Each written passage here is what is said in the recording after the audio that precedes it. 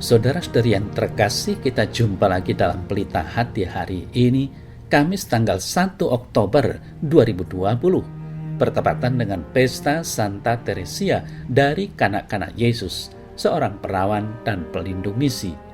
Bersama saya Romo Thomas Suratno SC dari Paroki Cilandak, Jakarta Selatan, mendengar dan merenungkan sabda Tuhan, yakni firman Tuhan yang tersurat di dalam Injil Matius, bab atau pasal 18 ayat 1 sampai dengan ayat 5. Pada waktu itu datanglah murid-murid itu kepada Yesus dan bertanya, "Siapakah yang terbesar dalam kerajaan sorga?"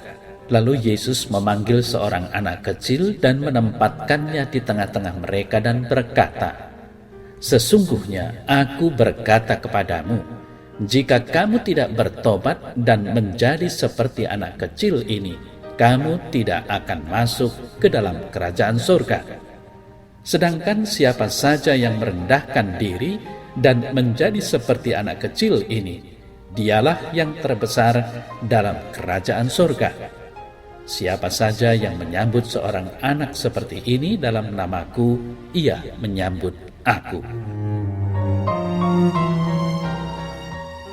Saudara-saudari yang terkasih, di dalam masyarakat seringkali anak-anak dipandang sebagai warga kelas 2, dipandang sebagai sekedar beban dan sering diabaikan atau dilecehkan. Namun dalam kerajaan sorga, mereka warga kelas 1. Pada kenyataannya, sifat seperti anak-anak syarat mutlak agar dapat masuk ke dalam sorga.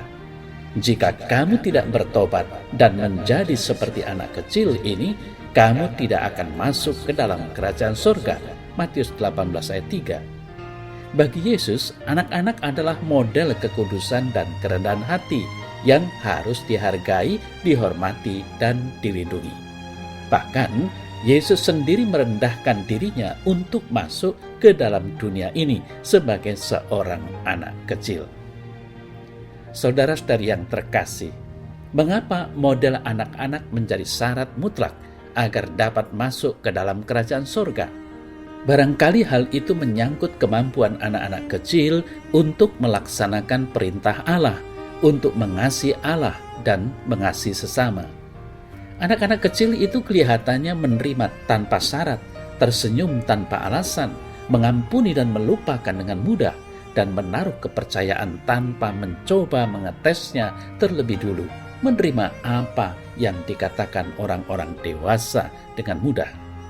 Saudara-saudari yang terkasih, Injil yang kita renungkan bersama pada hari ini berisikan kisah tentang bagaimana Yesus selalu menekankan pentingnya kerendahan hati dalam diri setiap pengikutnya.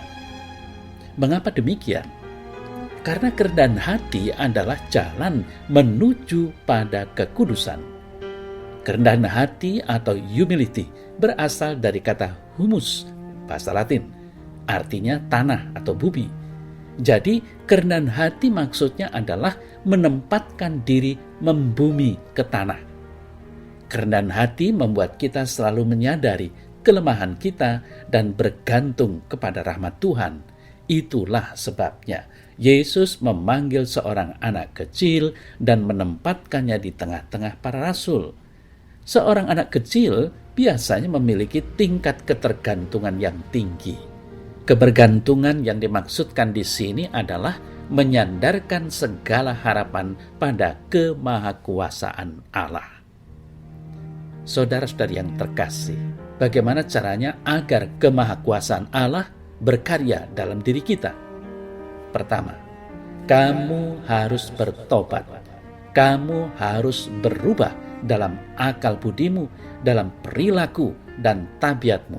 Pemikiranmu harus lain, baik mengenai dirimu sendiri maupun mengenai kerajaan sorga, jika kamu ingin mendapat tempat di dalamnya. Sifat angkuh pengejaran akan keinginan yang berlebihan dan haus akan kehormatan dan kekuasaan dalam dirimu harus dipertobatkan, dimatikan, dan diubahkan sepenuhnya supaya kamu menjadi layak seutuhnya. Setiap langkah yang disesatkan oleh dosa harus ditebus dengan satu langkah kembali melalui pertobatan. Ketika Petrus bertobat karena menyangkali gurunya, ia pun diubahkan. Saudara-saudara yang terkasih, yang kedua, kamu harus menjadi seperti anak kecil. Perhatikanlah, anugerah mengubah kita menjadi seperti seorang anak kecil, namun bukan menjadi kecil dalam pemikiran atau mudah terombang-ambing atau pandai menarik perhatian, tetapi sebagai anak kecil. Kita harus menjalani hidup tanpa beban dan menyerahkan segala sesuatunya ke dalam tangan Bapa kita yang di sorga untuk mencukupkan segala sesuatunya bagi kita. Kita harus seperti halnya anak kecil, polos dan cinta damai, bebas dari segala niat jahat.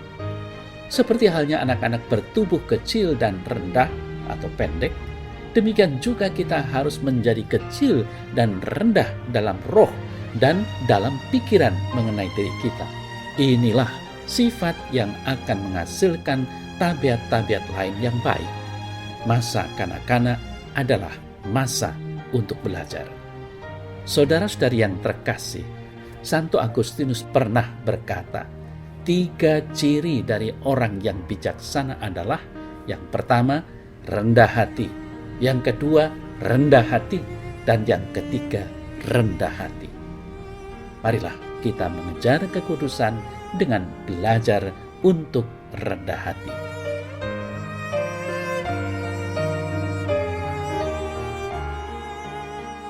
Ya Yesus, Engkau adalah Tuhan dan Juru Selamatku. Oleh kuasa Roh Kudus-Mu, bentuklah diriku agar kembali seperti anak kecil, memiliki kerendahan hati dan berkenan kepadamu, sehingga dengan demikian aku pun dapat masuk ke dalam kerajaan-Mu. Amin.